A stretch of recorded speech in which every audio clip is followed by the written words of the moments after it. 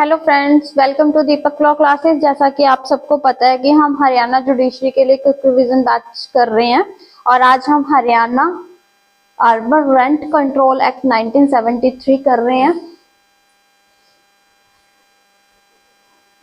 जो हरियाणा का urban rent control act है, जैसे पंजाब में जो रेंट के लिए प्रोविजंस हैं, लैंडलॉर्ड कैसे अगर उसने टेनेंट को एविक्ट करना है, कैसे किन किन कंडीशंस पे वो रेंट पे दे सकता है, वो सारी चीजें जैसे पंजाब रेंट एक्ट में है, ऐसे ही हरियाणा के लिए हमने एक सेपरेट लेजिस्लेशन तैयार किया है जिसको कि हरियाणा के गवर्नर ने असेंट मतलब जिसकी हम इनेक्टमेंट डेट कह सकते हैं, किस दिन दी थी,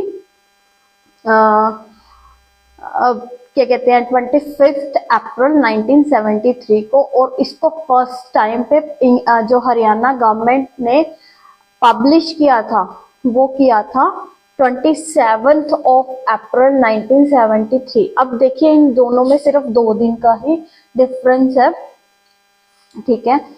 और ये एक्ट का मतलब पर्पस क्या था कि जो इंक्रीज रेट ऑफ रेंट है उसको कंट्रोल करना, ठीक है।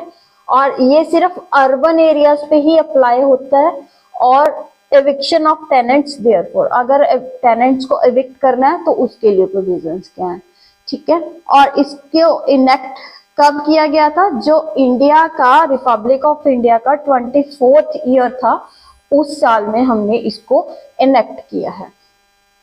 अब इसमें टोटल कितने सेक्शंस हैं, इसमें टोटल 24 सेक्शंस हैं जिसमें कि फर्स्ट डील कर रहा है शॉर्ट टाइटल एंड एक्सटेंट के लिए।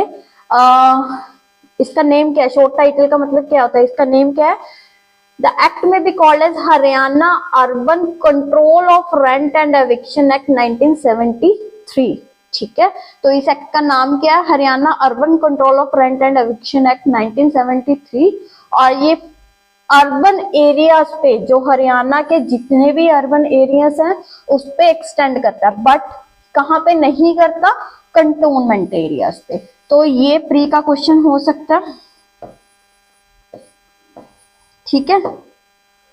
और सब क्लॉज 3 क्या कहता है, nothing in this act shall apply to any building the construction of which is completed on or after the commencement of this act for a period of 10 years from the date of its completion.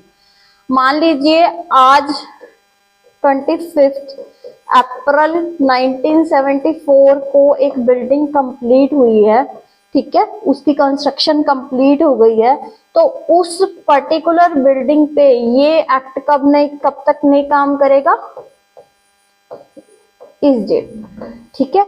उस पे उसके बाद 84 के बाद इस act की provisions उस building पे अप्लाई होनी शुरू, ठीक है। और सेक्शन 2 क्या कह रहा है, सेक्शन 2 डेफिनेशन से डील कर रहा है। क्लोज ए में डेफिनेशन किस चीज की दी हुई है, बिल्डिंग की। बिल्डिंग का मतलब क्या है, any building or part of building let for any purpose whether being actually used for that purpose or not। अब कोई भी बिल्डिंग या पार्ट ऑफ बिल्डिंग, पूरी की पूरी बिल्डिंग को नहीं इंक्लूड करना तो भी चलेगा अगर पार्ट ऑफ बिल्डिंग है और उसको किसी पर्पस के लिए हमने लेट आउट किया है, मतलब उसको हमने रेंट पे दिया है, ठीक है। चाहे हम जिसको दिया है वो एक्चुअली जिस पर्पस के लिए कह के उसने खरीदी थी उस पर्पस के लिए यूज कर रहा है, चाहे नहीं कर रहा, ठीक है। Including any land, godowns, outhouses, gardens, lawns, wells, tanks appurtenant to such building. अब ऐसी बिल्डिंग में मान लीजिए हमने घर लिया, उसके अंदर लॉन है, ठीक है, वो भी इंक्लूड होगा बिल्डिंग की डेफिनेशन में।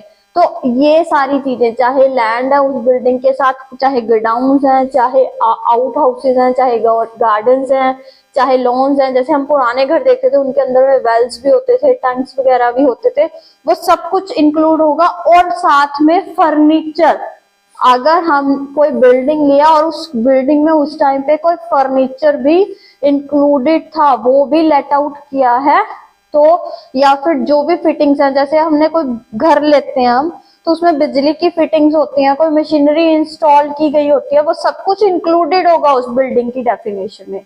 पर क्या क्या चीजें नहीं इंक्लूड होंगी, हॉस्टल का कोई रूम, होटल का कोई रूम और बोर्डिंग हाउसेस। ठीक है, ये चीजें बिल्डिंग की डेफिनेशन में कवर अप नहीं होंगी। और क्लॉज बी क्या कह रहा है, कंट्रोलर की डेफिनेशन। कंट्रोलर कौन पर्सन होता है, जिसको कि स्टेट गवर्नमेंट ने अपॉइंट किया है कंट्रोलर के फंक्शंस को परफॉर्म करने के लिए। क्लॉज सी क्या कहता है, लैंडलॉर्ड की डेफिनेशन के बारे में बात कर रहा है कि लैंडलॉर्ड कौन होता है, जो पर्सन एंटाइटल्ड होता है टू रिसीव रेंट। किस चीज के लिए, किसी बिल्डिंग के लिए या रेंटेड लैंड के लिए, चाहे अपने अकाउंट पे या किसी और के बिहाफ पे या किसी और पर्सन के बेनिफिट के लिए, as a trustee, guardian, receiver, executor, administrator या कोई और person, and includes a tenant who sublets. अच्छा, इसमें हमने लैंडलॉर्ड की एक तो पर्सन खुद के बिहाफ पे या दूसरे के बेनिफिट के लिए भी, जो कौन कौन से पर्सन, चाहे वो ट्रस्टी हो, चाहे गार्डियन हो, चाहे रिसीवर हो, चाहे एग्जीक्यूटर हो, चाहे एडमिनिस्ट्रेटर हो, वो सब लैंडलॉर्ड की डेफिनेशन में इंक्लूडेड हैं। और ऐसा टेनेंट भी जो अपनी बिल्डिंग को सबलेट कर देता, मान लीजिए मैंने मिस्टर बी को कोई बिल्डिंग रेंट पे दे दी और मिस्टर बी ने आगे सी को रेंट पे दे दी, ठीक है, तो सबलेटिंग भी वैसे कर नहीं सकते, लेकिन सबलेटिंग करनी है तो वो लैंडलॉर्ड की रिटन परमिशन के साथ ही होती है। तो अगर सी के लिए जो लैंडलॉर्ड है वो कौन होगा, बी होगा, ठीक है, या कोई भी और person from time to time जो डिराइव कर रहा है टाइटल अंडर अ लैंडलॉर्ड, ठीक है, वो सभी लैंडलॉर्ड की डेफिनेशन में इंक्लूडेड होंगे। अब क्लोज डी क्या कह रहा है, वो नॉन रेजिडेंशियल बिल्डिंग की बात कर रहा है। नॉन रेजिडेंशियल बिल्डिंग कौन सी होती है, पहली तो वो बिल्डिंग्स जो कि बिजनेस और ट्रेड के लिए यूज की जा रही हैं, ठीक है। दूसरी बिल्डिंग्स वो होती हैं जो पार्टली तो बिजनेस और ट्रेड के लिए यूज हो रही हैं और पार्टली रेजिडेंस के लिए यूज हो रही हैं, ठीक है। Subject to the condition that the purpose who carries on business or trade in the building resides there। अगर जो बंदा बिजनेस और ट्रेड कैरी कर रहा है वो ही उस बिल्डिंग में रह रहा है तो फिर वो बिल्डिंग क्या हो गई, नॉन रेजिडेंशियल बिल्डिंग हो गई।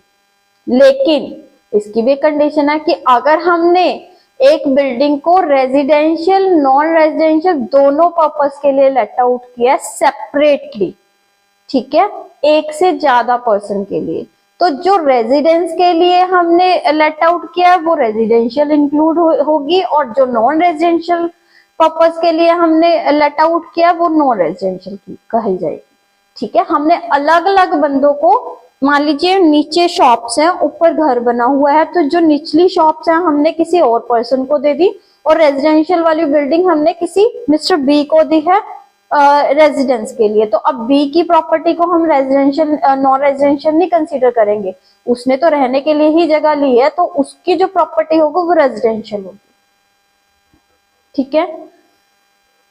लेकिन फिर इसकी एक्सप्लेनेशन भी दी गई है कि कोई जगह कोई भी बिल्डिंग अगर मेनली उसका पर्पस क्या है कि वो बिजनेस और ट्रेड के लिए ही यूज होनी है, तो चाहे उसमें स्मॉल पोर्शन, कई बार ऐसा होता है कि हम जो नॉन रेजिडेंशियल प्रॉपर्टी है उसमें अपनी कन्वीनियंस के लिए मान लीजिए एक रूम और एक पेनेट्री सेट बना लेते हैं, मतलब kitchen type small type kitchen बना लेते हैं कि इन केस हमें कन्वीनियंस हो, जो गेस्ट वगैरह आए तो उनको चाय पानी दिया जा सके।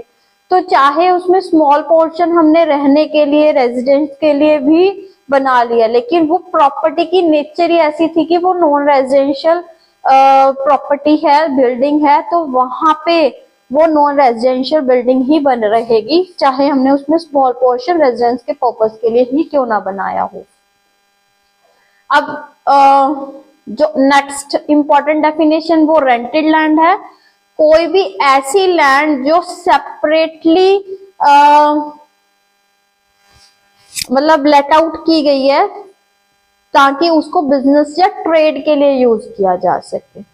और रेजिडेंशियल बिल्डिंग कौन सी होगी, 2 क्लॉज जी में दिया गया है देखिए इनमें डेफिनेशन के क्लोजेस पूछे जा सकते हैं कि कौन से क्लोज में कौन सी डेफिनेशन दी गई है। तो जो बिल्डिंग नॉन रेजिडेंशियल बिल्डिंग नहीं होती वो सारी रेजिडेंशियल बिल्डिंग में कवर अप होती हैं। टू क्लोज एच क्या कह रहा है, टेनेंट।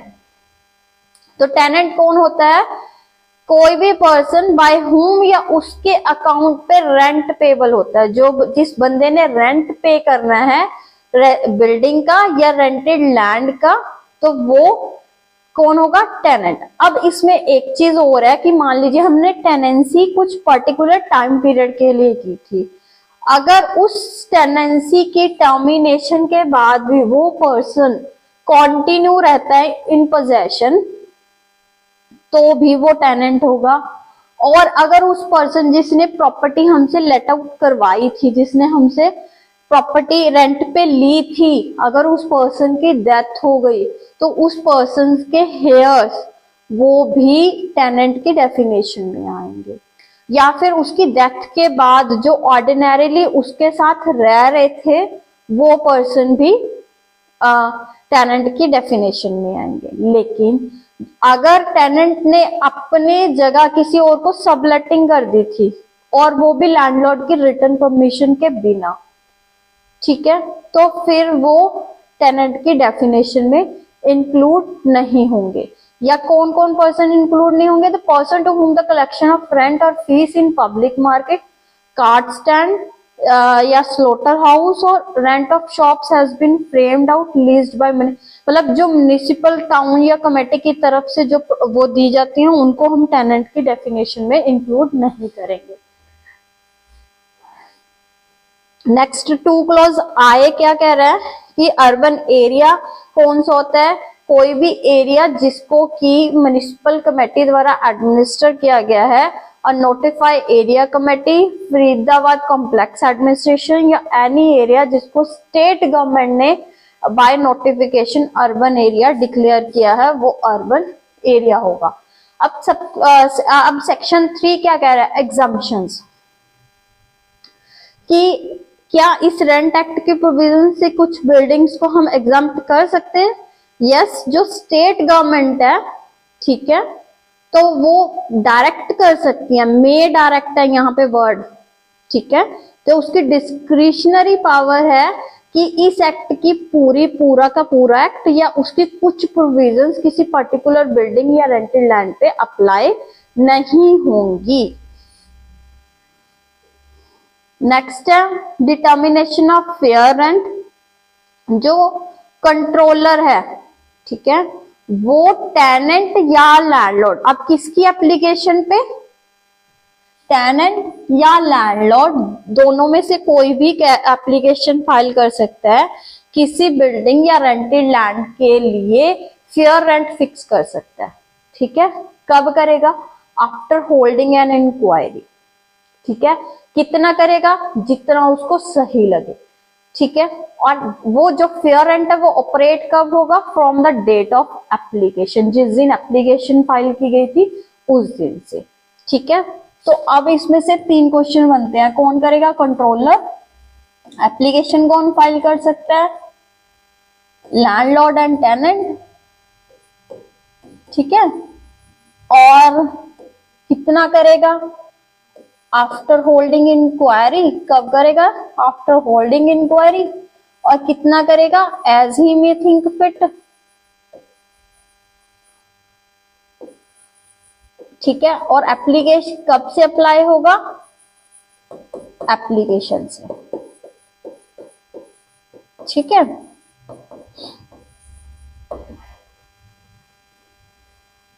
और फेयर रेंट फिक्स करने से पहले जो कंट्रोलर है वो बेसिक रेंट फिक्स करेगा। अब बेसिक रेंट क्या होगा, ठीक है, तो जो बिल्डिंग 31 दिसंबर 1961 से पहले कंप्लीट हो चुकी है, ठीक है, तो वहां पे जो रेंट उस लोकेलिटी में सिमिलर बिल्डिंग्स का, ठीक है, 1962 के टाइम पे था, वो रेंट हम बेसिक रेंट कंसीडर करके चलेंगे। और जो बिल्डिंग्स 1961 से 1 के बाद कंप्लीट हुई हैं, तो जो भी रेंट फिक्स हुआ है लैंडलॉर्ड या टेनेंट के टाइम के बीच में एप्लीकेशन से पहले, ठीक है, ये तो बात हो गई। अब मान लो उन्होंने कोई एग्रीमेंट किया ही नहीं था, उन्होंने कोई रेंट फिक्स किया भी नहीं था, तो फिर रेंट को कौन सा होगा, बेसिक रेंट कौन सा होगा, जो सिमिलर लोकेलिटी में सिमिलर बिल्डिंग्स में जो रेंट चल रहा है हम बेसिक रेंट उसको लेके चलेंगे, ठीक है। तो अब जो फेयर रेंट फिक्स करना है उसमें कंट्रोलर क्या कर सकता है, वो अलो कर सकता है इंक्रीज और डिक्रीज ऑन बेसिक रेंट, ठीक है, not exceeding 25% on of the rise or fall in general level of prices. अब मान लीजिए उसी जगह पे जो प्रॉपर्टी है उसकी वैल्यू बढ़ गई, तो जो बेसिक रेंट बढ़ाना है वो हम कितना बढ़ा सकते हैं, वो 25% बढ़ा सकते हैं। अगर प्रॉपर्टी की वैल्यू कम हो गई, मान लीजिए कई बार हम आज भी सुनते हैं ना, यहाँ पे पर गज इतना रेट है, मान लीजिए 10,000 है, कई बार ऐसा होता है उसी प्रॉपर्टी का साल बाद रेट अगर हम देखते हैं तो वो ही प्रॉपर्टी का रेट 15,000 हो जाता है, उसी प्रॉपर्टी का रेट हो सकता है 5,000 ही रह जाए। तो फिर जैसे जैसे उसकी अमाउंट कम या बढ़ती है वहां पे कंट्रोलर कितना टाइम जो बेसिक रेंट है वो एक्सीड या डिक्रीज करा सकता है, 25%, ठीक है। Since the date of agreed rent on the date of application, और ये डेट कौन सी होगी, जब से हमने इंक्रीज और डिक्रीज करना है, as a case में in accordance with the average of all India wholesale price index numbers as determined by the government of India for the calendar year immediately preceding the date of application। तो जो agreed rent है या date of application है उस दिन से हमने consider करना है, ठीक है। और सब क्लॉज 4 क्या कह रहा है कि चाहे हमने east Punjab urban rent act के अंडर 19 कोई भी फेयर रेंट वगैरह फिक्स किया भी हुआ था, तो तब भी एक लैंडलॉर्ड या टेनेंट है वो अपनी बिल्डिंग या रेंटेड लैंड के लिए फेयर रेंट इस सेक्शन के अंडर फिक्स करवा सकता है, ठीक है, क्योंकि उसकी प्रोविजन तो हमने रिपील मान ली ना। और चाहे इस सेक्शन में सब क्लॉज 5 क्या कह रहा है कि चाहे इस सेक्शन में कुछ लिखा है, जो कंट्रोलर है जो पार्टीज के बीच में कॉम्प्रोमाइज हुआ है कि इतना रेंट हमने फिक्स कर लिया, तो फिर कंट्रोलर उस रेट को फिक्स कर देगा और जो वो रेंट है वो बाइंडिंग होगा पार्टीज और उनके हेयर्स के बीच में। अब सेक्शन 5 क्या कह रहा है, revision in fair rent in certain cases, ठीक है। अब हमने जो रेंट है उसको कब बढ़ाना है, उसके रिवाइज कब करना है, जो अगर बिल्डिंग या रेंटेड लैंड का हमने एक फेयर रेंट फिक्स कर लिया सेक्शन 4 के अंडर, तो उनमें कोई फर्दर इंक्रीज या डिक्रीज कब तक नहीं हो सकती, 5 इयर्स के, मतलब आज हमने एक डेट रेंट फिक्स कर लिया, 5 साल तक ना हम इसको कम कर सकते हैं ना बढ़ा सकते हैं, ठीक है। पर इंक्रीज अगर मान लीजिए हमने उस बिल्डिंग में कोई एडिशन कर दी, कोई इंप्रूवमेंट कर दी, कोई ऑल्ट्रेशंस कर दी और लैंडलॉर्ड के एक्सपेंसेस पे की हैं, ठीक है, तो और टेनेंट की रिक्वेस्ट पे की हैं, तो हम उस जो बिल्डिंग के रेंट है वो इंक्रीज कर सकते हैं, ठीक है। प्रोवाइडेड फॉर द डिक्रीज में भी allowed where there is decrease or diminution in accommodation or amenities provided. मान लीजिए पहले लैंडलॉर्ड ने एसीज लगवा रखे थे या उसने कोई पानी की फिटिंग्स वगैरह दे रखी थी, कुछ ऐसा था जो आज हमने उसको डिक्रीज कर दिया, उन अमेनिटीज को हमने विड्रॉ कर लिया, तो फिर अब रेंट में भी हम कमी करेंगे। सब क्लॉज 2 क्या कह रहा है कि डिक्रीज और इंक्रीज के रिलेटेड अगर लैंडलॉर्ड और टेनेंट में कोई डिस्प्यूट है तो उसको डिसाइड कौन करेगा, कंट्रोलर। सेक्शन 6 क्या कह रहा है कि landlord not to claim anything in excess of fair rent, fair rent से ज्यादा लैंडलॉर्ड कुछ नहीं क्लेम कर सकता, ठीक है। अगर कंट्रोलर ने सेक्शन 4 के अंडर कोई फेयर रेंट फिक्स कर दिया है किसी भी बिल्डिंग या रेंटेड लैंड का, तो जो लैंडलॉर्ड है वो कोई भी प्रीमियम या कोई भी और सम फेयर रेंट के इन एडिशन या फेयर रेंट से इन एक्सेस नहीं मांग सकता। ठीक है, लेकिन हम एडवांस तो आप देखोगे कई बार लैंडलॉर्ड्स मांगते हैं, तो वो कितना मांग सकते हैं, ज्यादा से ज्यादा वो एडवांस में 1 मंथ का रेंट एडवांस में ले सकते हैं।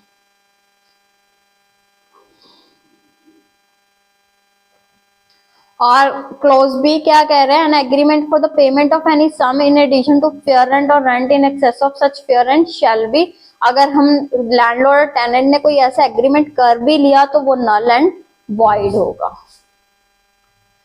सेक्शन 6A क्या बात कर रहा है, डिपॉजिट ऑफ रेंट। तो इसमें सब क्लोज 1 क्या कह रहे हैं,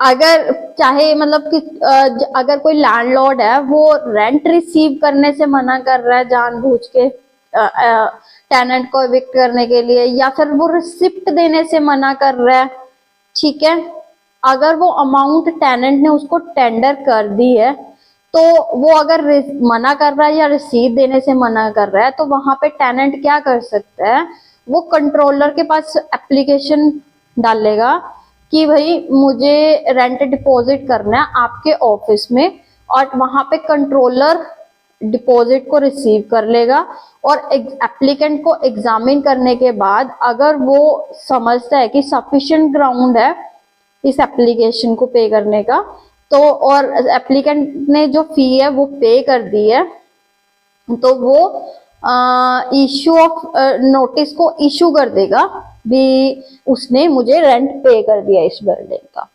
ठीक है, तो क्लोज 2 क्या कह रहा है, अब अगर टेनेंट ने मतलब वही कंट्रोलर के पास पेमेंट कर दी है, तो अगर ऐसा डिपॉजिट रिसीव हो गया कंट्रोलर के ऑफिस में, तो यही माना जाएगा कि टेनेंट ने पेमेंट अपने लैंडलॉर्ड को कर दी है, किसके मतलब किसके एवज में, उसने जो रेंट पे करना था वो उसने उसकी पेमेंट कर दी है। ठीक है, और इस डिपॉजिट को रिसीव करने के बाद जो कंट्रोलर है वो इस चीज का नोटिस लैंडलॉर्ड को देगा, और उस क्योंकि अमाउंट तो हमने लैंडलॉर्ड को पे करनी थी ना, तो वो उसको पेमेंट कंट्रोलर की तरफ से कर दी जाएगी लैंडलॉर्ड को। और सेक्शन 7 क्या कह रहा है, rent which should not have been paid may be recovered. जो रेंट पे करना नहीं बनता था फिर भी लैंडलॉर्ड ने ले लिया, तो टेनेंट उस रेंट को रिकवर करवा सकता है। ठीक है, where any sum has whether before or after the commencement of this act, इस एक्ट के आने से पहले या बाद में अगर कोई भी अमाउंट पे की गई है, ठीक है, और वो इस एक्ट की प्रोविजंस के हिसाब से पे नहीं की जानी चाहिए थी, तो such sum shall at any time within a period of 6 months after the date of payment. देखिए यहाँ पे टाइम पीरियड दिया हुआ है कि जिस दिन पेमेंट हुई है उसके 6 महीने के अंदर अंदर, ठीक है, रिकवरेबल होएगी बाय टेनेंट, टेनेंट के द्वारा रिकवरेबल होएगी। कहाँ, किससे रिकवर करेगा, फ्रॉम द लैंडलॉर्ड, ठीक है, या उसके रिप्रेजेंटेटिव से।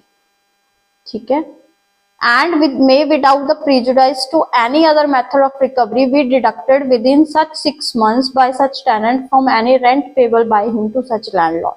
और अगर हमने पेमेंट नहीं भी वापस ले रहे हैं लेकिन रिकवरी करनी हमने बनती थी, तो वहां पे हम क्या करेंगे, हम उस जो अमाउंट है उसको जो हमने लैंडलॉर्ड को आगे इन फ्यूचर रेंट देना था वही 6 months के अंदर अंदर हम उस रेंट में से उस अमाउंट को डिडक्ट कर लेंगे। ठीक है, और लीगल रिप्रेजेंटेटिव का मीनिंग क्या होता है, वही जो सीपीसी में दिया गया है, और जॉइंट फैमिली प्रॉपर्टी के मामले में जॉइंट फैमिली भी लीगल रिप्रेजेंटेटिव होती है जिसका वो मेंबर था। और सेक्शन 8 क्या कह रहा है, increase of rent on account of payment of rates etcetera of local authority. ठीक है, अगर मान लीजिए लोकल अथॉरिटी जो हमने टैक्सेस वगैरह देने होते हैं किसी प्रॉपर्टी के, अगर वो बढ़ गए हैं तो क्या रेंट भी बढ़ेगा? ठीक है, तो अब यहाँ पे क्या कह रहे हैं, not with standing anything contain in any provisions of this act, इस एक्ट की, जैसे हमने लिखा था ना कि फेयर एक्ट 5 ईयर्स से पहले नहीं बढ़ा सकते, तो इसमें अब ये लाइन ये क्लियर कर रही है कि चाहे इस एक्ट के और प्रोविजंस में कुछ भी लिखा हो, अगर कोई लैंडलॉर्ड जो फ्रेश सेस या टैक्स है अगर उस बिल्डिंग के रिलेटेड, उस रेंटेड लैंड के रिलेटेड अगर उनमें कोई इंक्रीज हुआ है या फ्रेश टैक्स इंट्रोड्यूस हुए हैं, उसकी वजह से वो जो लैंडलॉर्ड है वो रेंट को भी इंक्रीज कर सकता है। यहाँ पे सीधी सीधी सी बात ये है, ठीक है। और जो इंक्रीज ऑफ अमाउंट होगी, हमने रेंट जितना इंक्रीज करना है वो कितना हो सकता है, से ज्यादा shall not exceed the amount of such rate cess or tax, or amount of increase such rate cess भी जितना अमाउंट बढ़ा है उसके प्रोपोर्शन में भी ही हम बढ़ा सकते हैं। ऐसा नहीं है कि टैक्स तो 100 रुपए का लगा है और हम रेंट बढ़ा रहे हैं 1000 रुपए, ऐसा नहीं हो सकता, ठीक है। नेक्स्ट है, provided for the date such increase in rent shall be payable by tenant from the date of dispatch of written notice of demand sent by the landlord under registered cover. तो जो increase of rent की date कौन सी होगी, ठीक है, वो होगी जिस दिन से लैंडलॉर्ड ने रिटन नोटिस भेजा है टेनेंट को, ठीक है, उसकी जो डिस्पैच डेट होगी रजिस्टर्ड कवर की, उस दिन से टेनेंट को अपना जो इंक्रीज रेट ऑफ रेंट है वो देना पड़ेगा।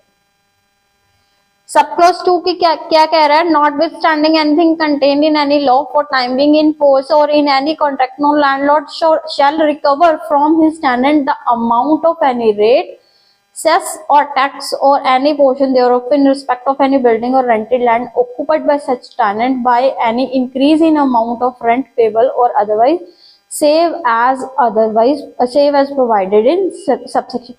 मतलब जो भी रेट या सेस वगैरह जो भी है वो बढ़ाना है, वो सब क्लोज 1 की प्रोविजंस के हिसाब से बढ़ाना है, उसके अलावा हम अलग से कोई भी रेट सेस या टैक्स क्लेम नहीं कर सकते टेनेंट से। सेक्शन 9 क्या कह रहा है, landlord to provide certain amenities, ठीक है। अब हमने कोई बिल्डिंग दी है, कोई रेंटेड लैंड दी है, तो वहां पे हमने साथ में क्या क्या अमेनिटीज, क्या क्या सहूलतें साथ में देनी है। तो अगर amenities of electricity, sewerage, tap water supply उस लोकेलिटी में स्टेट गवर्नमेंट द्वारा है या लोकल अथॉरिटी द्वारा ये चीजों की सप्लाई हो रही है, तो वहां पे वह टेनेंट भी एंटाइटल्ड है कि वो अगर कोई बिल्डिंग या रेंटेड लैंड ले रहा है उस लोकेलिटी में, वो इन अमेनिटीज को इंजॉय करे। कौन कौन सी, electricity, sewerage, tap water supply, ठीक है। और सब क्लॉज 2 क्या कह रहे हैं कि अगर जो लैंडलॉर्ड है वो मान लीजिए टेनेंट ने उसको रिटर्न रिक्वेस्ट दी है कि भाई मुझे ये वाली अमेनिटीज दीजिए, और उसकी रिटर्न रिक्वेस्ट के बाद भी वो 30 दिन के अंदर अंदर उन अमेनिटीज को देने से फेल हो जाता है, ठीक है, और fails to provide the same within a period of 90 days of such request, इस रिक्वेस्ट के भेजने के 90 डेज के अंदर अंदर, ठीक है, और या फिर ये ऊपर वाली अमेनिटीज है उसको 30 दिन के अंदर अंदर, तो टेनेंट कंट्रोलर के पास अप्लाई कर सकता है, ठीक है। जो कंट्रोलर है उस एप्लीकेशन को लेने के बाद और इंक्वायरी करेगा, इंक्वायरी करने के बाद वो क्या कहेगा कि वो कंट्रोलर टेनेंट को कहेगा कि आप ऐसा कीजिए, वो अमेनिटीज आप खुद एक्वायर कर लीजिए at the cost of landlord, ठीक है। उनकी कॉस्ट लैंडलॉर्ड द्वारा पे करनी पड़ेगी कि आप मान लीजिए हमने टैप वाटर लगवाना है तो आप टैप लगवा लीजिए, खर्चा इनका लैंडलॉर्ड दे देगा। और अगर फिर भी लैंडलॉर्ड नहीं दे रहा तो फिर वहां पे कंट्रोलर के ऑर्डर से उसने किया है, तो वो जो एक्सपेंसेस जो भी उसने किए हैं वो उसको जो उसने रेंट देना है उसमें से काट लेगा।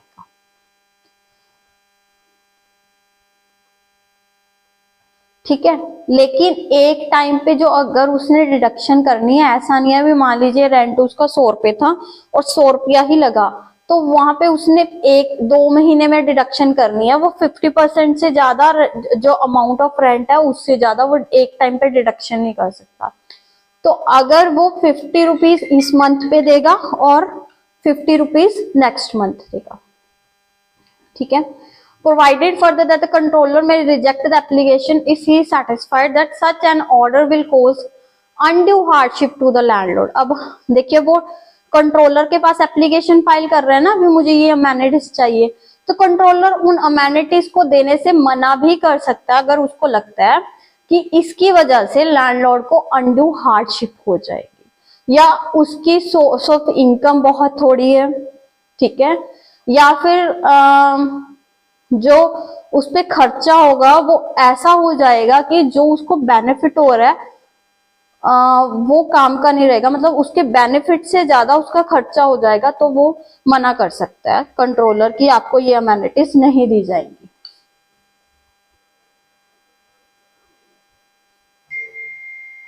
और जो कंट्रोलर है वो एक्सटेंट और स्पेसिफिकेशंस दे सकता है कि अमेनिटीज कैसी कैसी होनी चाहिए, वो हर केस पे डिपेंड करेगा और उनमें जो एस्टिमेटेड कॉस्ट होगी उसके हिसाब से ही वो अलो करेगा, ठीक है। तो फिर अगर अमेनिटी प्रोवाइड कर दी गई है तो टेनेंट उसके बाद इमीडिएटली जो भी एक्सपेंसेस, मान लीजिए उसको कोर्ट ने कह दिया था कि आप खुद करवा लीजिए, तो जितना भी खर्चा हुआ अमेनिटी लगवाने के बाद जितना भी एक्सपेंसेस हुए हैं वो उसकी सारी डिटेल्स लैंडलॉर्ड के पास भेजेगा, ठीक है। और अगर अमेनिटी पे जो अमाउंट स्पेंड हुई है उसकी क्वांटम के रिगार्डिंग कोई भी डिस्प्यूट हो जाता है तो उसको कौन डिसाइड करेगा?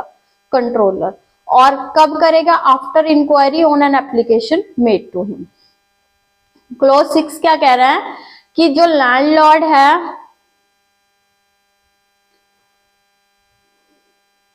वो अमेनिटीज प्रोवाइड करने के बाद, ठीक है, कितना रेंट एक्सटेंड कर सकता है? 8% पर एनम, ठीक है, of the amount spent for providing such amenity. जितनी अमेनिटीज पे उसने खर्च किया उसका 8% वो हर साल बढ़ा सकता है, प्रोवाइडेड जहां पे जो टेनेंट है उसने इनिशियली एक्सपेंसेस इनकर कर लिए हैं, ठीक है।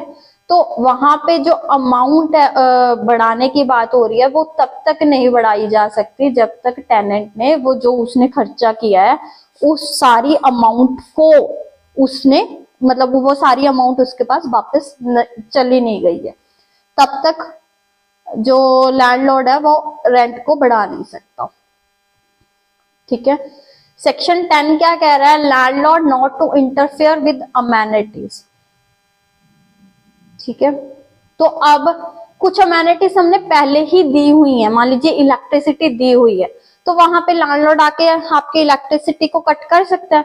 तो वही चीज है कि अगर कोई जस्ट एंड सफिशिएंट कॉज नहीं है तो लैंडलॉर्ड कट ऑफ या विदहोल्ड नहीं कर सकता जो ऐसी अमेनिटीज जो कि टेनेंट इंजॉय कर रहा है। और अगर लैंडलॉर्ड ने ऐसा कर दिया तो फिर टेनेंट के पास क्या रेमेडी है? वो एप्लीकेशन फाइल करेगा किसके पास? कंट्रोलर के पास। क्या चीज की? कि ऐसे ऐसे उसने लैंडलॉर्ड ने प्रोविजंस को कॉन्ट्रावीन कर दिया। और फिर क्लॉज 3 क्या कह रहा है कि अगर कंट्रोलर को इंक्वायरी के बाद ऐसा लगता है कि भाई लैंडलॉर्ड ने बिना किसी जस्ट एंड सफिशिएंट कॉज के अमेनिटीज को कट ऑफ किया है, तो भाई वो कहेगा भाई जाके इन अमेनिटीज को रिस्टोर करवा के आओ। और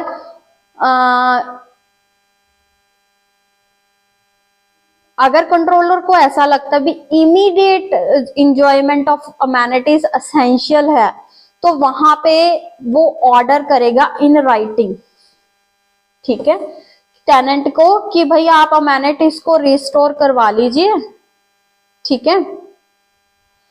उन कंडीशंस पे जो कि कंट्रोलर फिक्स करेगा, और एक्सपेंसेस वगैरह क्या होंगे, वो फाइनल डिसीजन जो भी वो देगा उसके हिसाब से ही इनकर किए जाएंगे। मतलब वो उनको कैसे कैसे डिडक्ट करना है वो सारी चीजें फिर बाद में वो फाइनल डिसीजन दे देगा उन चीजों के रिगार्डिंग। सेक्शन 11 क्या कह रहा है, conversion of residential building into non residential building. तो क्या एक रेजिडेंशियल बिल्डिंग को नॉन रेजिडेंशियल बिल्डिंग में हम कन्वर्ट कर सकते हैं? नहीं। अगर करना है तो वहां पे क्या है, permission in writing of controller. अगर हमने कन्वर्ट करना भी है तो हमें रिटन परमिशन चाहिए कंट्रोलर की। यहाँ पे यही चीज सबसे इंपॉर्टेंट है कि इसको कन्वर्ट करने के लिए क्या चीज चाहिए, written permission of controller. Section 12 क्या कह रहा है, failure by landlord to make necessary repairs. अब कोई भी अगर हम बिल्डिंग में रह रहे हैं, टाइम टू टाइम वो चीजें रिपेयर्स चाहती होती हैं। कभी पानी की टैप खराब हो गई, कभी छत टपकने लग गई, कभी ऐसा कुछ बिल्डिंग्स के साथ होता रहता है। तो उनको हमने फिट एंड फाइन रखने के लिए हम टाइम टू टाइम हमें रिपेयर्स की जरूरत होती है। तो स्ट्रक्चरल ऑल्टरेशंस में वर्ड यूज किया है वो अलग चीज होती है। स्ट्रक्चर ऑल्टरेशन क्या होती है कि यहाँ पे अब गेट था, हमें यहाँ नहीं चाहिए, हमने यहाँ पे कन्वर्ट कर दिया, या यहाँ पे रूम था, हमने उसको डिमोलिश करके और कुछ उसकी प्रोविजन कुछ और कर दी। वो चीज होती है स्ट्रक्चर ऑल्टरेशन। और जो नेसेसरी रिपेयर्स हैं, जैसे मैंने आपको बताया कि पानी की टैप खराब हो गई, हम मतलब इलेक्ट्रिकल जो अप्लायंसेस वगैरह यूज कर रहे हैं वो टाइम टू टाइम कभी कभी खराब हो जाते हैं, तो उनको रिपेयर जरूरत होती है। तो फिर वहां पे अगर लैंडलॉर्ड उनको नेसेसरी रिपेयर्स करवा नहीं रहा तो वहां पे कंट्रोलर टेनेंट की एप्लीकेशन पे और इंक्वायरी करने के बाद कह सकते हैं कि भाई आप ऐसा कीजिए, ये रिपेयर्स टेनेंट आप खुद करवा लीजिए और जो कॉस्ट है वो रेंट से डिडक्ट कर दीजिएगा। ठीक है। और अगर कंट्रोलर को लगता है कि अर्जेंट रिपेयर्स चाहिए तो वो इन राइटिंग ऑर्डर करेगा कि भाई उन रिपेयर्स को टेनेंट आप जल्दी से जल्दी करवा लीजिए, और उनके जो रिपेयर्स का खर्चा वगैरह है वो फाइनल डिसीजन मैं खुद दे दूंगा उस चीज के बारे में। ठीक है। अब ये मेन सेक्शन है, सेक्शन 13, एविक्शन ऑफ टेनेंट्स। अगर हमने टेनेंट्स को प्रॉपर्टी में से एविक्ट करना है तो हम कौन कौन से ग्राउंड्स पे और कैसे कैसे कर सकते हैं वो चीज है। तो क्लोज 1 क्या कह रहा है कि अगर कोई टेनेंट किसी बिल्डिंग या रेंटेड लैंड की पोजेशन में है उसको एविक्ट नहीं किया जा सकता accept in accordance with the provisions of the section. इस सेक्शंस की प्रोविजंस को ही ध्यान में रख के हम एविक्ट कर सकते हैं, अदरवाइज जनरल रूल क्या नहीं कर सकते। अब क्लोज 2 क्या कह रहे हैं कि अगर कोई लैंडलॉर्ड अपने टेनेंट को एविक्ट करवाना चाह रहा है, ठीक है, वो कंट्रोलर के पास अप्लाई करेगा कि मुझे अपने टेनेंट को एविक्ट करवाना है। तो और उसके बाद कंट्रोलर क्या करेगा, वो टेनेंट को एक रीजनेबल अपॉर्चुनिटी देगा इस एप्लीकेशन के अगेंस्ट कोई सफिशिएंट कॉस्ट दिखाने के लिए। तो अगर उसको लगता है कि हाँ जी अब वो दे रहा है, रीजंस दे रहा है, ठीक है। पहला रीजन क्या है कि अगर जो टेनेंट है, ठीक है, has not paid or tendered the rent due from him in respect of building or rented land within 15 days after the expiry of time fixed in the agreement of tenancy with the landlord or in the absence of any such agreement by the last day of month next following that for which the rent is payable। अब यहाँ पे अगर उसने जिस दिन मतलब हमने time fix कर रखा है, अगर तो उसके उन टाइम के पूरा होने के 15 दिन के अंदर अंदर रेंट नहीं पे किया, और अगर हमने कोई टाइम फिक्स ही नहीं किया तो जो महीना खत्म हो गया है उसके नेक्स्ट मंथ के लास्ट डे तक अगर हम रेंट नहीं पे कर रहे हैं तो वहां पे टेनेंट को एविक्ट किया जा सकता है। ठीक है। लेकिन इसकी प्रोवाइजो क्या दे रखी है कि अगर टेनेंट जिस दिन फर्स्ट हियरिंग हुई थी एजेक्टमेंट की, ठीक है, उसके 15 दिनों के अंदर अंदर जो रेंट है उसको पे कर देता है या प्लस उसका इंटरेस्ट भी पे कर देता है, ठीक है, विद कॉस्ट ऑफ एप्लीकेशन, ठीक है, तो वहां पे कंट्रोलर क्या डीम कर सकता है कि भाई उसने अच्छे ड्यूली पेमेंट कर दिया या रेंट को टेंडर कर दिया, ठीक है। अब यहाँ पे एक और चीज है कि provided for the landlord shall not be entitled to claim arrears of rent for period exceeding 3 years. 3 साल से ज्यादा का जो रेंट है वो लैंडलॉर्ड नहीं क्लेम कर सकता। और वो टाइम पीरियड कब से का होगा? Immediately proceeding the date of application, जिस दिन उसने एप्लीकेशन फाइल की है उससे पहले का ज्यादा से ज्यादा वो 3 साल का रेंट क्लेम कर सकता है, उससे ज्यादा नहीं।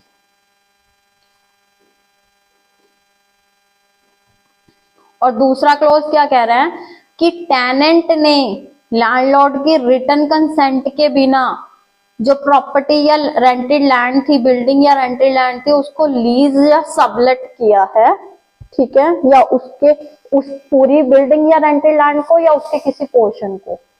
क्लोज सब क्लोज बी क्या कह रहे हैं कि जिस पर्पज के लिए इसको लीज किया गया था उस पर्पज के बिना किसी और पर्पज के लिए उसको यूज कर रहा है, या फिर जो टेनेंट है उसने कोई ऐसा एक्ट किया है जिसकी वजह से उस बिल्डिंग या रेंटेड लैंड की जो मटेरियल वैल्यू है या यूटिलिटी है वो मटेरियली इम्पेयर हो रही है, उसको नुकसान हो रहा है, या फिर टेनेंट ऐसे एक्ट या कंडक्ट के लिए गिल्टी है जो कि जो उसी बिल्डिंग में या उस बिल्डिंग के नेबरहुड में रह रहे हैं लोग, उनको न्यूसेंस क्रिएट कर रहा है,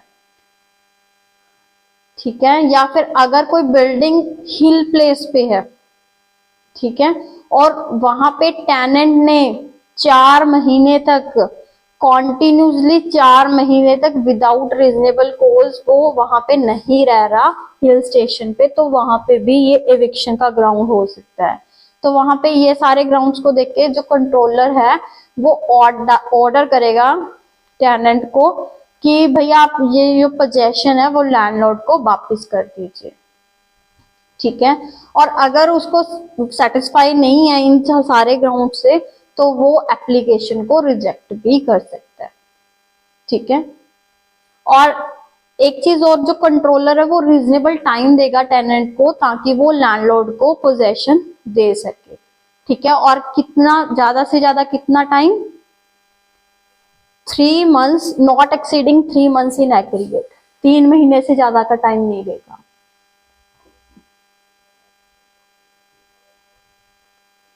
और ये पहले तो फॉल्ट ग्राउंड्स थे, बिल टेनेंट की तरफ से कुछ गलतियां हो रही थी।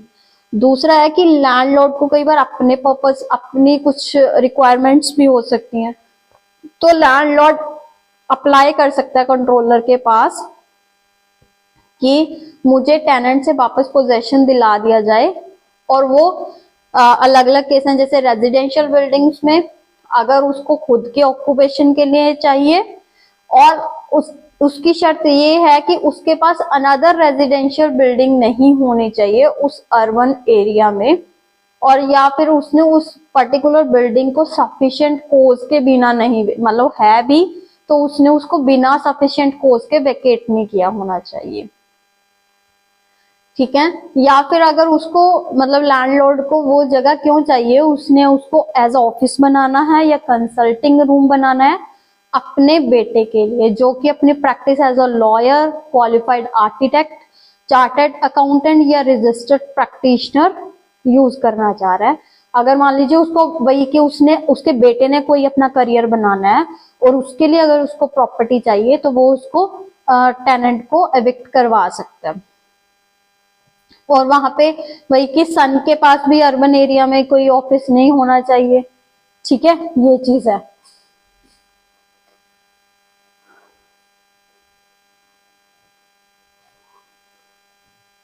या फिर क्या कह सकता है landlord, it was let to the tenant for use as a residence by reason of his being in service or employment of landlord, and tenant has ceased whether before or after the commencement of this act to be in service or employment. अब जब मालिक ने मतलब landlord ने tenant को वो property दी थी, वो ऐसे दी थी कि भाई वो उसकी सर्विस में था, उसका मतलब उसके यहाँ नौकरी कर रहा था और मालिक ने उसको अपने मतलब सैलरी के साथ साथ रेजिडेंस भी प्रोवाइड की थी। अब वो उसकी सर्विस में नहीं रहा, तो अब वो चाह रहा है कि मेरा जो टेनेंट है वो जगह को खाली कर दे। ठीक है, provided that where the tenant is a workman who has been discharged or dismissed by landlord from his service or employment in contravention of provisions of industrial dispute act। तो अब यहाँ पे अगर मालिक ने इंडस्ट्रियल डिस्प्यूट एक्ट की provisions को contravene करके अपने जो टेनेंट है, जो उसका एम्प्लॉय था, उसको निकाला है, तो फिर वहां पे वो एविक्शन के ऑर्डर्स नहीं ले सकता अनटिल जो कॉम्पिटेंट अथॉरिटी है वो डिस्चार्ज या डिसमिसल के ऑर्डर्स को कंफर्म नहीं कर देती। जो टेनेंट है अगर वो ऑलरेडी एक रेजिडेंशियल बिल्डिंग के पोजेशन में है, मतलब जो उसकी अपनी है, या फिर सब्सिक्वेंटली वो पोजेशन ले लेता है, तो फिर वही है कि उसके पास भी रीजनेबली सफिशिएंट रीजन है भी भाई अब टेनेंट के पास खुद के पास रहने के लिए जगह है, तो प्लीज मेरी जगह खाली करवा दीजिए। या फिर वो आर्म्ड फोर्सेस का मेंबर है लैंडलॉर्ड, ठीक है, तो अब वो उसको जो उसकी बिल्डिंग है वो उसको अपनी फैमिली के लिए चाहिए और वो उस चीज के रिगार्डिंग एक सर्टिफिकेट प्रोड्यूस कर रहा है कि भाई अब मैं स्पेशल कंडीशंस में सर्व कर रहा था, अब मुझे ये जगह अपने रिक्वायरमेंट के लिए चाहिए। अब फैमिली में कौन कौन इंक्लूड होता है, वो पर्सन होंगे जो ऑर्डिनरी उसके साथ रह रहे हैं या उस पर डिपेंडेंट हो रहे हैं। तो अगर रेंटेड लैंड है, हमने पहले रेजिडेंशियल बिल्डिंग की बात की थी, अब रेंटेड लैंड की कर रहे हैं, तो अगर रेंटेड लैंडलॉर्ड को अपने यूज के लिए चाहिए तो उसके पास अर्बन एरिया में, ठीक है, ऐसी सेम सी प्रॉपर्टी नहीं होनी चाहिए, कोई और रेंटेड लैंड नहीं होनी चाहिए, ठीक है, या उसने कोई अगर है भी है तो उसने उसको विदाउट सफिशिएंट कोज नहीं छोड़ा होना चाहिए। और in case of any building or rented land, ठीक है, if he requires it to carry out any building work, अब उसके पास कोई बिल्डिंग या रेंटेड लैंड थी, वो स्टेट गवर्नमेंट या लोकल अथॉरिटी या इम्प्रूवमेंट ट्रस्ट के इंस्टांस पे वहां पे कोई बिल्डिंग वर्क वगैरह करवाना चाह रहा है, ठीक है, या फिर वो अनसेफ या अनफिट हो गई है ह्यूमन हैबिटेशन की वजह के लिए, तो वो खाली करवा सकता है कंट्रोलर को कहकर। और अगर जब टेनेंसी थी वो थी ही एक स्पेसिफाइड पीरियड के लिए, ठीक है, तो वहां पे लैंडलॉर्ड है वो एक मतलब कुछ कंडीशंस को छोड़ के उस पीरियड के एक्सपायर होने से पहले एविक्शन नहीं करवा सकता।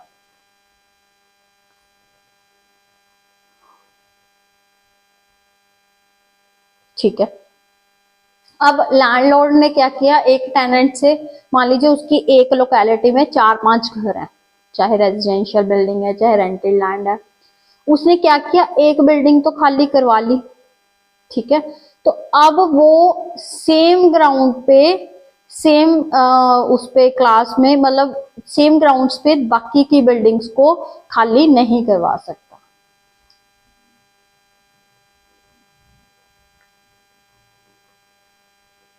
ठीक है, वही सेम सन के लिए नहीं करा सकता, सेम ग्राउंड्स पे नहीं करा सकता।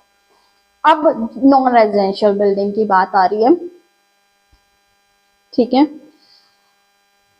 a landlord who stands retired or discharged from armed forces or Union of India or who was minor son at the time of death of deceased landlord required it for his personal use may within a period of 3 years from the date of retirement or discharge or attaining the age of 18 years। ठीक है, non residential building में 2 conditions दी हुई हैं, एक तो armed forces या फिर minor का केस, ठीक है, तो अगर उस जो आर्म्ड फोर्सेस में वो ड्यूटी कर रहा है तो अपनी डिस्चार्ज की या रिटायरमेंट की डेट के 3 साल के अंदर अंदर या फिर 18 इयर्स के होने के 3 साल के अंदर अंदर वो अप्लाई कर सकता है कंट्रोलर के पास कि भाई मुझे टेनेंट से मेरा पोजेशन वापस दिलवा दिया जाए। और अगर उसने एक बिल्डिंग का, एक नॉन रेजिडेंशियल बिल्डिंग का पोजेशन ले लिया है, चाहे वो कोई भी है, चाहे आर्म्ड फोर्सेस का मेंबर है या माइनर है, तो वो दोबारा से उसी सेम क्लास की मतलब नॉन रेजिडेंशियल बिल्डिंग में के लिए सेम ग्राउंड पे अप्लाई नहीं कर सकता।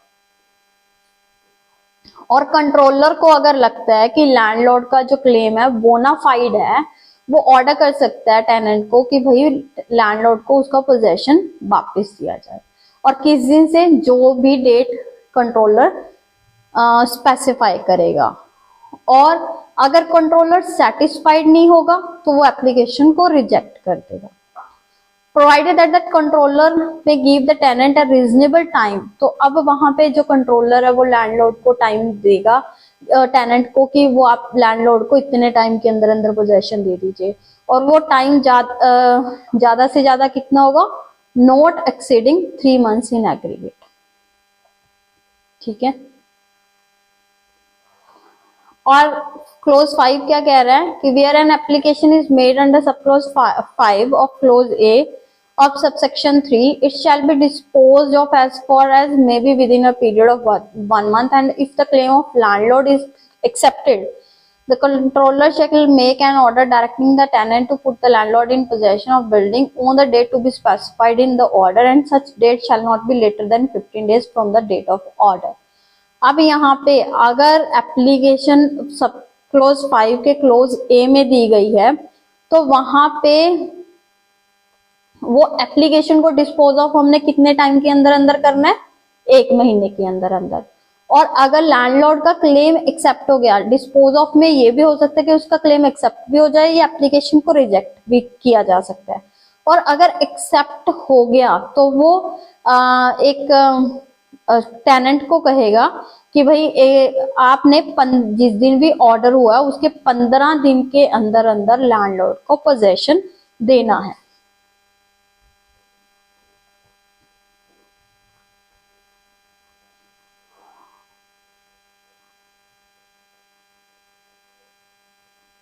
अब लैंडलॉर्ड ने एविक्ट तो करवा ली प्रॉपर्टी, लेकिन उसने उस जिस पर्पज के लिए करवाई थी एविक्ट, मतलब मान लो जी उसने अपने बेटे के लिए की करवाई थी या अपनी फैमिली के रहने के लिए करवाई थी, वो उसमें रह रही नहीं है। ठीक है। तो फिर वहां पे टेनेंट वापस कंट्रोलर के पास कहेगा कि मुझे इसका, क्योंकि ये तो यूज कर नहीं रहे हैं, तो फिर मुझे आप ये प्रॉपर्टी वापस दिलवा दीजिए। ठीक है। अब यही चीज हम कर रहे हैं। क्लोज 6 क्या कह रहा है कि अगर लैंडलॉर्ड ने पोजेशन ले लिया बिल्डिंग का या रेंटेड लैंड का, ठीक है, और उसको ऑक्यूपाई नहीं कर रहे हैं, ठीक है, और if possession was obtain under close 5 सब clause 5 of clause A of subsection 3, और या फिर उसकी फैमिली ऑक्यूपाई नहीं करी है रेजिडेंशियल प्रॉपर्टी को, या अगर उसने अपने बेटे के लिए लिया था उसका बेटा नहीं उसको कर रहा, ठीक है, for a continuous period of 12 months from the date of obtaining possession. ठीक है। और अगर हमने पर्सनल यूज के लिए ली है तो वो पर्सनल यूज के लिए हमने कॉन्टिन्यूसली 3 years के लिए उसका पोजेशन नहीं लिया। ठीक है। या फिर जो लैंडलॉर्ड ने एक टेनेंट से एविक्ट करवा के उसको किसी और टेनेंट को दे दिया, तो टेनेंट जिसको एविक्ट पहले किया गया था वो अप्लाई कर सकता है कंट्रोलर के पास, भाई मुझे उस प्रॉपर्टी का जो पोजेशन है वो वापस रिस्टोर करवाया जाए, और कंट्रोलर उसके अकॉर्डिंगली ऑर्डर कर देगा। और क्लोज 7 क्या कह रहा है कि अगर कंट्रोलर को ऐसा लग रहा है कि लैंडलॉर्ड ने जो एप्लीकेशन फाइल की है एविक्शन ऑफ टेनेंट के लिए वो फ्रिवलेस या वेक्सेशियस है, तो कंट्रोलर कह सकता है कि आप कंपनसेशन पे करो नॉट एक्सीडिंग 500 रुपीज। ठीक है, किसने किसको देना है, लैंडलॉर्ड टेनेंट को पे करेगा। Section 13 close 13A special procedure for disposal of application in certain cases.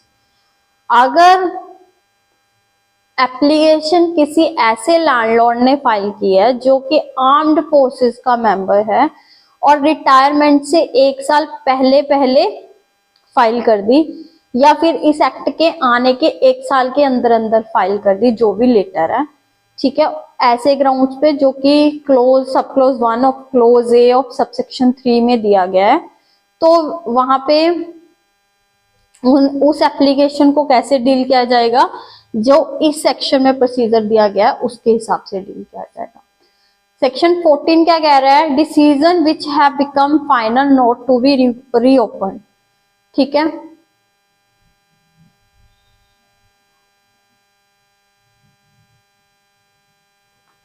the controller shall summarily reject any application under subsection 2 or 3 of section 13 which raises substantially the issue has been finally decided in former proceedings under this act।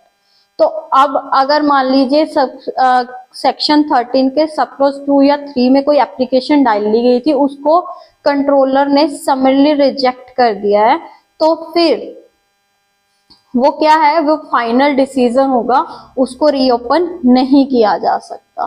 Section 15 क्या कह रहा है, appellate and revisional authorities. अब देखिए, हमने controller के पास तो applications file की हैं, तो वहां पे अगर हम उनके जो भी डिसीजन है उससे एग्रीव्ड हैं, तो हम अपील या रिविजन्स कहाँ फाइल कर सकते हैं, तो वहां पे क्लोज 1 क्या कह रहा है, जो state government may by a general or special order by notification confer on such officer or authorities as it may think fit the powers of appellate authorities for the purpose of this act in such area or in such classes of cases as may be specified in the order. तो यहाँ पे कोई special वो नहीं दी है कि इस authority के पास जाएगा, यहाँ पे ये कहा है कि by notification state government by special या जर्नल ऑर्डर्स के द्वारा वो पावर्स कन्फर कर सकती है कुछ ऑफिसर या अथॉरिटीज के ऊपर कि आपने एपीलेट अथॉरिटीज की तरह काम करना है। ठीक है, और अपील हम कितने टाइम के अंदर अंदर कर सकते हैं, and person aggrieved by an order passed by the controller may within 30 days from the date of such order or such longer period as the appellate authority may allow। तो यहाँ पे controller के order के पास किए करने के बाद 30 दिन के अंदर अंदर या जब जो भी एपीलेट अथॉरिटी ने जो भी टाइम दिया है उसके अंदर अंदर हम अपील फाइल कर सकते हैं इन राइटिंग। ठीक है, और 30 डेज के अंदर अंदर हमने कौन सा टाइम एक्सक्लूड करना है, जब जितने टाइम तक हमें सर्टिफाइड कॉपी नहीं मिली है वो टाइम पीरियड हमने एक्सक्लूड करना है।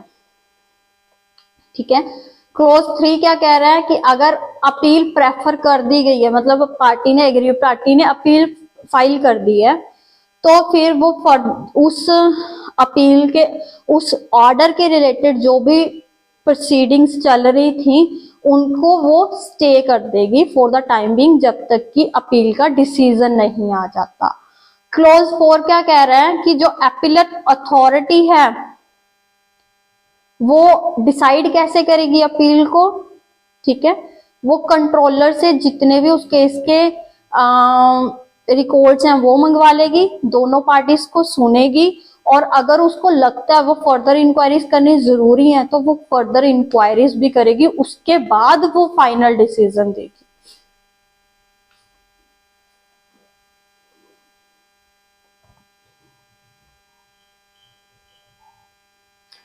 और क्लोज 5 क्या कह रहा है कि एपीलेट अथॉरिटी और एपीलेट अथॉरिटी के डिसीजन के अकॉर्डिंगली जो भी कंट्रोलर का डिसीजन होगा वो फाइनल होगा, और इनको किसी भी कोर्ट ऑफ लॉ में हम क्वेश्चन नहीं कर सकते एक्सेप्ट जो हमने सबसेक्शन 6 में जो प्रोविजंस दिए हैं उनको छोड़ के। तो वहां पे क्या किया है, जो हाई कोर्ट है उसके पास हमने अथॉरिटी दी है कि वो रिविजनल अथॉरिटी है, वो अपने आप या एग्रीव्ड पार्टी की एप्लीकेशन के बिना पे, जो कि पार्टी ने 90 डेज के अंदर अंदर फाइल की है, call for and examine the record relating to any order pass. तो जो भी ऑर्डर्स हुए हैं, चाहे अपीलेट अथॉरिटी के चाहे कंट्रोलर के, ठीक है, वो उनको मंगवा भी सकते हैं, उनको एग्जामिन भी कर सकते हैं, ये चेक करने के लिए कि जो ऑर्डर था वो लीगल था, वो इस एक्ट की प्रोविजंस के हिसाब से हुआ था। और 90 डेज को हमने कब से जब चेक करना है, उसमें जो सर्टिफाइड कॉपी लेने का टाइम पीरियड है वो एक्सक्लूड करना है। सेक्शन 16 क्या कह रहा है? Power to summon and enforce attendance of witness. अब समनिंग और अटेंडेंस के लिए हमारे पास जो भी सीपीसी के अंदर कोर्ट के पास पावर्स हैं, वो सेम पावर्स इन अथॉरिटीज के पास भी हैं, चाहे वो कंट्रोलर है चाहे एपीलेट अथॉरिटी है, उनके पास जो पावर्स हैं वो यहाँ पे भी हैं। सेक्शन 17 क्या कह रहा है? चाहे कंट्रोलर के पास कोई केस है, चाहे एपीलेट अथॉरिटी के पास है, चाहे रिविजनल अथॉरिटी के पास है, तो उसमें कंपनसेशन कितना होगा, कॉस्ट कितनी होगी, वो इन अथॉरिटीज की डिस्क्रिशन के हिसाब से होंगी, ठीक है। और यही अथॉरिटीज डिटरमिन करेंगी किसने किस प्रॉपर्टीज में कितनी कॉस्ट पे करनी है, और उसके रिगार्डिंग वो जो भी डायरेक्शंस हैं वो दे सकती हैं,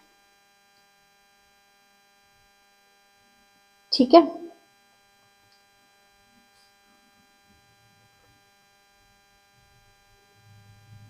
और अगर कंट्रोलर या एपीलेट अथॉरिटी या रिविजनल अथॉरिटी ने डायरेक्ट किया है कि that any cost shall not follow the event, ठीक है, तो वहां पे जो कंट्रोलर या एपीलेट अथॉरिटी या रिविजनल अथॉरिटी है, ठीक है, वो इसके रीजंस को इन राइटिंग लिखेंगे।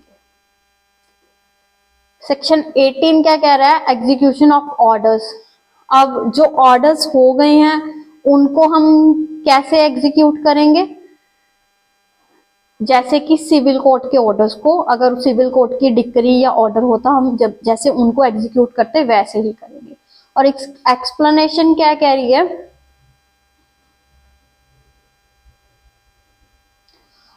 कि जो जिस दिन हमने एप्लीकेशन फाइल की है उसके 1 साल पहले तक का जो भी रेंट होगा वो उस प्रॉपर्टी की ज्यूरिसडिक्शनल वैल्यू, उस कोर्ट की ज्यूरिसडिक्शनल वैल्यू होगी, ठीक है। हम एक पेक्यूनरी वैल्यू कंसीडर करते हैं ना, तो पेक्यूनरी वैल्यू के लिए हम अमाउंट फिक्स करनी है, तो वो अमाउंट हमने 1 महीने की नहीं लेनी, जिस दिन हमने एप्लीकेशन फाइल की है उसके 1 साल पहले तक का जो भी रेंट होगा उसको हम इंक्लूड पेक्यूनरी वैल्यू काउंट करेंगे। Section 19 institution and disposal of applications. Sub clause 1 क्या कह रहा है? Where there are more than 1 controller at the same place, the applications shall be made to the controller who is authorized by the appellate authority of area concerned to entertain such applications। अगर एक area में एक से ज्यादा controller है, ठीक है, तो किसके पास एप्लीकेशन फाइल करेंगे? Application shall be made to the controller who is authorised by the appellate authority, ठीक है। जो जिस एपीलेट कंट्रोलर को एपीलेट अथॉरिटी अलाउ करेगी उसके पास हम एप्लीकेशन फाइल करेंगे। तो जो कंट्रोलर है वो एप्लीकेशन को खुद भी डिसाइड कर सकता है या किसी और पर्सन को भी डिस्पोजल के लिए जो उसके अंडर है उसको दे सकता है। सेक्शन 20 क्या कह रहा है? Power to transfer proceedings. तो जो हाई कोर्ट है, ठीक है, तो वो चाहे उसको एप्लीकेशन दी है चाहे अपने आप, ठीक है, अदरवाइज मतलब वो किसी भी तरीके से ऑर्डर कर सकती है कि वो किसी एपीलेट अथॉरिटी के पास जो भी प्रोसीडिंग्स पड़ी हैं पेंडिंग, उनको उठा के वो किसी और एपीलेट अथॉरिटी के पास भेज सकती है, ठीक है। And the appellate authority to whom the proceedings are so transferred जिसके पास गई हैं वो उस जो भी हाई कोर्ट ने स्पेशल डायरेक्शंस दी हैं, ठीक है, उसके अकॉर्डिंगली वो प्रोसीडिंग्स को डिस्पोज ऑफ करेगी। ठीक है, जो एपिलेट अथॉरिटी है अगर उसको एप्लीकेशन दी गई है या अपने आप वो ट्रांसफर कर सकती है, यहाँ पे हाई कोर्ट की पावर्स हैं, यहाँ पे एपिलेट अथॉरिटी की बात की गई है। ये कंट्रोलर एक कंट्रोलर के पास पेंडिंग पड़ी है प्रोसीडिंग, वो किसी और कंट्रोलर के पास भेज सकती हैं, और जो दूसरा कंट्रोलर है जिसके पास भेजी है उसके डायरेक्शंस के हिसाब से प्रोसीडिंग्स को डिस्पोज ऑफ करेगा। सेक्शन 20A क्या कह रहा है? Transfer of proceedings and filing of appeals and revisions against order of subordinate and district जजेस।